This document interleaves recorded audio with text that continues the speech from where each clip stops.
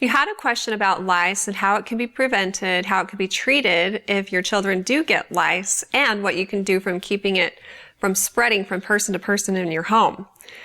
One important thing to understand about lice is that it's not a reflection of poor hygiene. Anyone can get lice, and it's most common among preschool-age children and school-age children. Lice are little tiny insects about the size of a sesame seed, and they can't hop, jump, or fly from one person to another. They're crawling insects, and so they're spread from very close person-to-person contact. And so sharing combs, brushes, hats can do it, although research has shown that that's not the most common way they're spread. Although this is definitely something you'll want to do if your children do get lice. Don't let people in your family share these things with the person who has lice.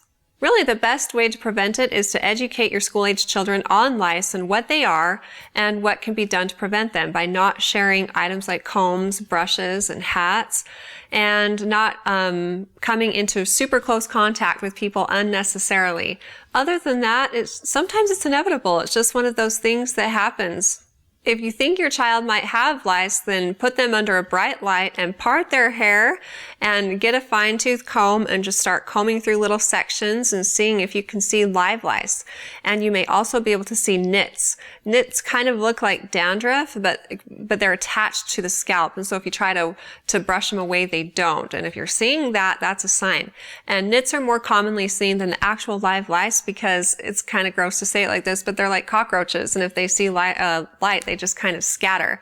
So they are harder to find. There are over-the-counter treatments for lice, and this is what you should use to treat your children. You shouldn't use oils or tubbed margarine or mayonnaise or petroleum jelly or essential oils. None of those things have been scientifically proven to work on lice.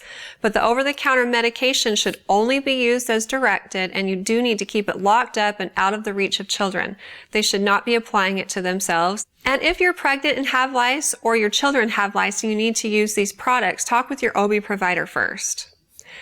Now, another thing that parents commonly freak out about is the fact that lice gets in bedding and in clothes, and there's no need to throw away your children's toys or their bedding or their clothing. Wash your child's bedding and clothing using hot water and dry them thoroughly, and you may want to do this daily for a few days after you've noticed the symptoms and until you feel like it's been treated. If you have more questions for me in the future, feel free to ask them on our Facebook page at facebook.com/Intermountain Moms, and recommend us to your friends and family too.